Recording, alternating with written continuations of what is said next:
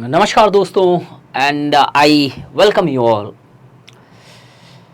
Theory of everything वो part है जहाँ pay anything which exist in society definitely have certain reasons, certain consequences and certain basis of its existence.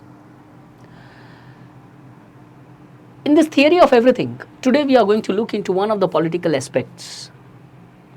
As far as the preparation of civil services goes, this is definitely going to help you in order to take decisions specifically when you're tackling the questions of case studies or when you're writing answers of ethics. Beyond this theory of Thomas Aquinas would clearly help you to understand that how do we often see that there are certain categories of wars which are quite justified and there are certain categories of war which largely remains unjustified. And in such circumstances, कौन से wars है जो सही हैं, कौन से wars है जो सही नहीं है? बिकॉज नॉर्मल एक कॉमन सेंसिकल अंडरस्टैंडिंग से हम चलते हैं तो हमें ये पता चलता है कि पीस हमेशा इंपॉर्टेंट होती है, ना कि वॉर. वॉर को हम हमेशा एक नेगेटिव टर्मिनोलॉजीज या नेगेटिव मीनिंग से देखते हैं. लेट्स लुक इनटू क्या वॉर इतना खराब है जितना एक अंडरस्टैंडिंग क्रिएट किया गया है, या फिर कुछ जस्ट वॉर का भी कॉन्सेप्ट होता है. Believe me, this next 10-15 minutes will help you develop such a perspective that आपके ethics के पेपर के अंदर you would just benefit from it immensely. कई स्टूडेंट जिनसे मैं इंटरेक्ट करता हूँ, सर थियरीज कैसे डालनी है? थियरीज इस तरीके से डाली जाएगी. अगर आज का ये लेक्चर सही से देखते हो तो आपके केस स्टडी की अप्रोच बहुत हद तक टैकल हो जाएगी. थॉमस एक्विनस का एक कॉन्सेप्ट है, वो डिस्कस करूंगा, just war. But before going to that particular detailed aspect of it, let's see. For war to be just there is required a just cause. Different types के wars होते हैं society के अंदर, लेकिन हर war justified नहीं होता है. कुछ वॉर्स है जो शायद जस्टिफाइड होते हैं सोसाइटी के अंदर, और उनको लड़ना शायद किसी भी एक नॉर्मल पीस से ज़्यादा इंपॉर्टेंट है. आगे जाके रूसवेल्ट भी इसी प्रकार की एक स्टेटमेंट देते हैं. But before getting into the details of this theory and details aspect of it, we are starting our batch 4 of sociology at Study IQ. The batch starts from 18th of July. It's the batch 4. Join the batch in order to really take your sociology preparation to next level. And by chance, if you are a person who have not yet decided your optional, so friend, it's time for you to at least make it clear that if you're writing 2024 preliminary examinations, you should be completing your optional at the max by November and December, not more than that. तो शुरू करते हैं. एक background अगर मैं बताऊं, थोड़ा सा फैक्चुअल, ये पीपीटीज मैं टेलीग्राम ग्रुप पे शेयर कर दिया करता हूं, तो do have a look to these PPTs so that you can revise it quite often and you can make notes out of it. जब से क्रिश्चियनिटी एस्टैब्लिश हुई, तब से हम देखते हैं कि कहीं ना कहीं स्टेट और रिलीजन के बीच में बहुत स्ट्रॉन्ग कनेक्शंस रहे. रिलीजन, या फिर for that matter church, here to be precisely correct, was not just the organization which was preaching religious values, rather than it was also the organizations which was determining the aspects of power in society. वो power को भी determine करता था और actions को भी determine करता था. The relationship between state and church preoccupied philosophers and theologians, most notably Augustine of Hippo, who laid the foundation for the debate by integrating the political analysis of Plato's Republic with Christian doctrine. तो उस time में क्योंकि church इतना dominating था, जहां पे हर aspects को influence करता था, therefore there were certain people जैसे अगस्टाइन ऑफ हिप्पो, इन्होंने प्लाटो की रिपब्लिक को बहुत अच्छे से मिक्स किया थियोलॉजी या फिर क्रिश्चियन डॉक्ट्रिन्स के साथ. थॉमस एक्विनस, जिसका ये थियरी है, ये बैकग्राउंड इसलिए दिया ताकि आपको पता रहे कि चर्च किस तरीके से, पहले के लोग कैसे पॉलिटिक्स और थियोलॉजी को सेपरेट नहीं रखते थे, they used to combine them up. और इसी से शायद ये थियरीज आगे जाके जस्ट वॉर जैसा कॉन्सेप्ट निकलता है. एक इटालियन स्कॉलर है. अब रिनाइसा, जहां हम देखते हैं इटली से स्टार्ट होता है आर्ट एंड आर्किटेक्चर से, धीरे धीरे अपने पंख फैलाते हुए it covers the entire Europe and over a period of time enters into India in 18th century. Priest थे, इनका मेजर गोल था कहीं ना कहीं रिलीजन की स्टडी करना. His concern were primary theological. But since the church was the dominant political authority at that time, ये clear cut distinction between theology और political possible ही नहीं था. Hence he debated upon the various political aspects such as justice. Justice क्या होता है? आपके paper 4 में बहुत इंपॉर्टेंटली काम आता है. इनके हिसाब से the notion of justice to him was the key element for any governance. किसी भी गवर्नेंस के पीछे जस्टिस होनी चाहिए. अगर जस्टिस नहीं है गवर्नेंस के अंदर तो शायद वो एक बैड गवर्नमेंट मानी जा सकती है, बैड गवर्नेंस माना जा सकता है. Because to Aquinas, the distinction between good government and bad government is only of justice, as the good government ensures justice to all the sections of its citizens or the citizenaries. Just laws were the difference that distinguished good government from bad government, bestowing upon it the legitimacy to rule. तो जो लोग justice के just laws नहीं बनाते हैं, justice नहीं होती है जिस गवर्नमेंट के अंदर, तो शायद उसके पास लेजिटिमेसी नहीं है रूल करने की. It was also justice that determined the morality of actions of the state. Obviously, he is talking in the context of state, not in the context of individual. A principle that can most clearly be seen in Aquinas' theory of just war. अब ये है क्या? बार बार मैं just war का concept use कर रहा हूं. अब नेक्स्ट स्लाइड में जो इंपॉर्टेंट कैरेक्टरिस्टिक्स आएंगे 3, वो याद रखने और उसके नोट्स बना के रखो कि आपको जब भी कोई केस स्टडी करनी है, ये वॉर हटा के ये 3 प्रिंसिपल्स के बेसिस पे आप एक्शन लोगे या फिर जजमेंट लोगे in that particular case studies. Make a point and note it down. Just war होता क्या है? बहुत प्रकार के वॉर है. वो वॉर जस्ट वॉर माना जाता है एज पर एक्विनस, और बहुत ही प्रैक्टिकल अप्रोच जिसमें 3 रिक्वायरमेंट है, जो 3 चीजों को फुलफिल करता है. एक इंटेंशन राइट है, और जो वॉर कर रहा है उसके पास अथॉरिटी है उसके पास वॉर करने की, वॉर में जाने की, और एक जस्ट कॉज होता है उसके पीछे कि जस्टिफाइबल है. तो देयर आर 3 थिंग्स. अब एक एक पॉइंट को अगर मैं बताऊं, राइटफुल इंटेंशन क्या होता है? That means restoration of peace. Any war has to be fought not in order to capture something, not for the order of benefiting something or taking up the material wealth or making some people as slaves. The war would be considered as just only when the ultimate motto of such war is to restore the peace. कि वो लड़ाई लड़ी इसलिए जा रही है ताकि आगे लड़ाइयां नहीं हो, ताकि पीस बरकरार रहे सोसाइटी के अंदर.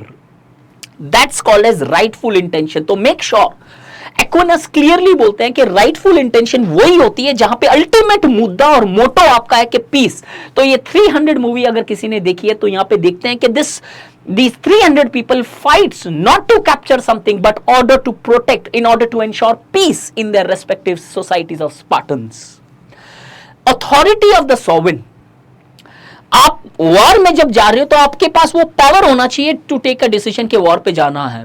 कोई अगर आपके पास सॉवरेन पावर नहीं है, अथॉरिटी नहीं है, and if you are going for a war, then definitely that will not be a just war. अब इस 300 मूवी के कॉन्टेक्स्ट में देखें तो दोनों इफ और बट्स मिलेंगे यहां पे. He being a ruler had the authority to take a call कि मुझे वॉर लड़ना है, मैं सरेंडर नहीं करूंगा. लेकिन इनकी पॉलिटिकल ऑर्गेनाइजेशन जो काउंसिल्स थी, उन्होंने अलाउ नहीं किया जिनके पास ये सॉवरेन पावर था. तो ये अनजस्ट भी माना जा सकता है अगर इस तरीके से देखें तो. And the third characteristics, just cause.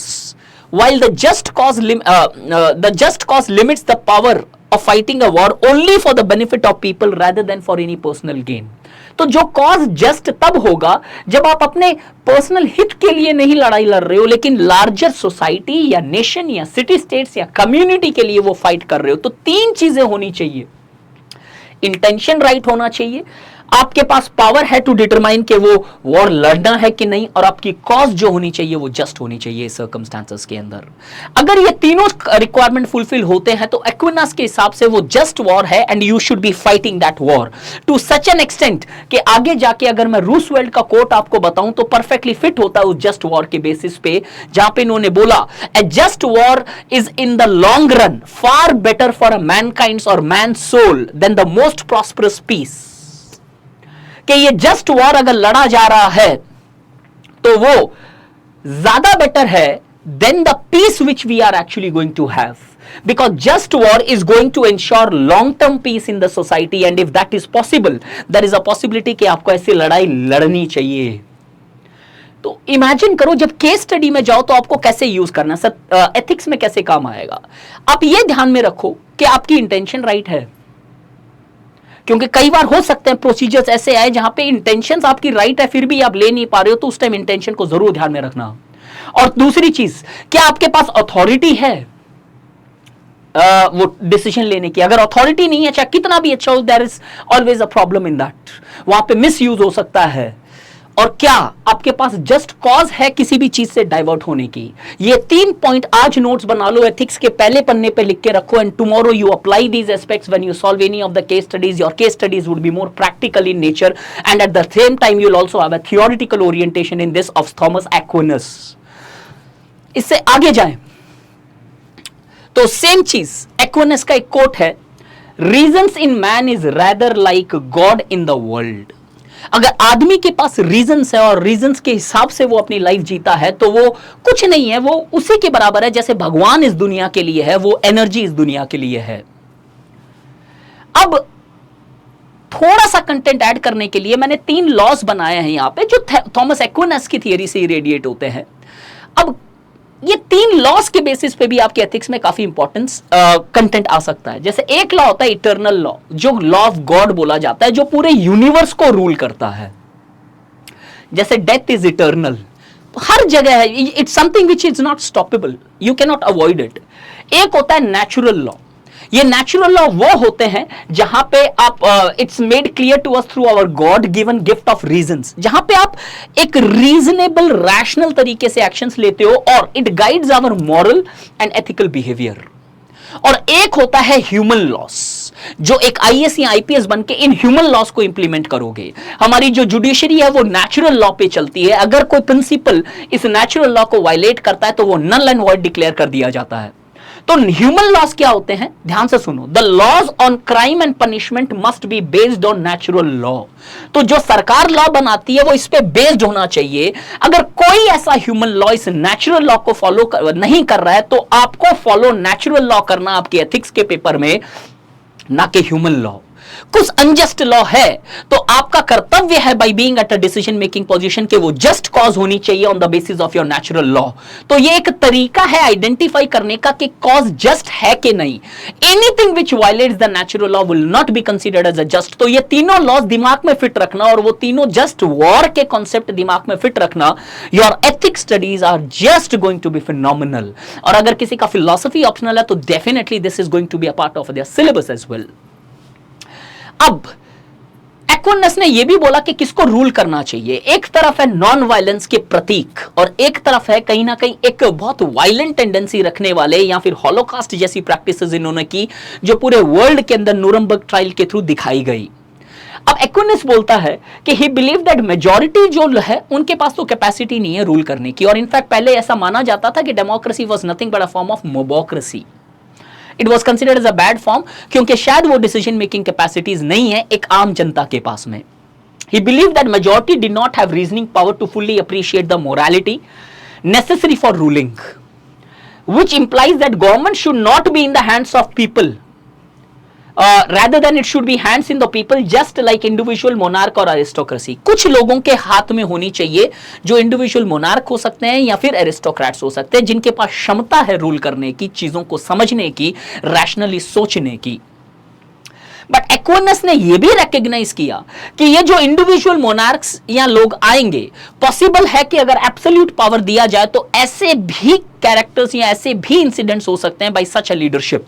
तो वो ये भी मानते हैं कि कुछ एक मिक्स्ड फॉर्म ऑफ कॉन्स्टिट्यूशन या मिक्स्ड फॉर्म ऑफ अथॉरिटी होनी चाहिए जहां पे लोगों के पास पावर है लेकिन एट द सेम टाइम उन पावर के ऊपर एक रेस्ट्रिक्शन भी लार्जर लगाया जाए ताकि सोसाइटी एक राइट डायरेक्शन में नेचुरल लॉ को फॉलो करके आगे बढ़ सके। इससे आगे जाएं तो इस थियरी का आज प्रैक्टिकल रेलेवेंस क्या है। ये जस्ट वॉर, अगर आप देखो रूसवेल्ट ने भी इनको यूज किया है और आज भी देखें तो बहुत सारे एंटी वॉर मूवमेंट्स जो होते हैं वो कहीं ना कहीं इसी जस्ट वॉर के बेसिस के ऊपर अपने डिबेट, अपने मत या अपनी प्रोटेस्ट को प्रेजेंट करते हैं कि ये वॉर जस्टिफाइड नहीं है। तो एक्विनस जिन्होंने इतनी एक समय पुरानी थियरी दी जो आज परफेक्टली रेलिवेंट होती है. And this is not just relevant in the contemporary society to understand the war between Ukraine और Russia, but at the same time whether it is also clear enough to understand के क्या war हमेशा खराब है? नहीं. There are some wars which are just which are better than peace in many circumstances. So thank you so much for listening to me, but just a small sake of information here again, sociology optional batch is starting, and if you're really liking the way I teach, or if you are at least able to gel up with this, you're most welcome into this batch, and I promise you every concept would be taken down to your genetic levels. Thank you so much. Have a real nice day.